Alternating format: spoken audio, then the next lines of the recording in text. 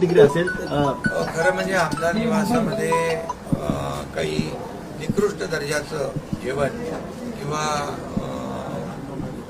जे खराब झालेलं जेवण त्याच्यामुळे लोकांनाही आमदाराला इतरही लोकांना त्रास होऊ शकतो आणि त्यामुळे जेव्हा ते संजय गायकवाड जेवणासाठी गेले त्यावेळेस त्यांनी ते निकृष्ट दर्जाचं जेवण बघून ते खाल्ल्यामुळे मला म्हणजे मी बघितलं तुमच्या त्याच्यामध्ये की खाल्ल्यामुळे त्यांना उलटी वांती झाली आणि अशामुळे ते त्यांनी त्या याच्यामध्ये रागाच्या भरामध्ये ते कृत्य केलं. परंतु आमदार म्हणजे लोकप्रतिनिधी आहे, त्यांनी जे काय कायदेशीर जी काही बाजू आहे कायदेशीर कार्यवाही आहे ती आपल्याला करायची आपल्याकडे अधिकार आहे.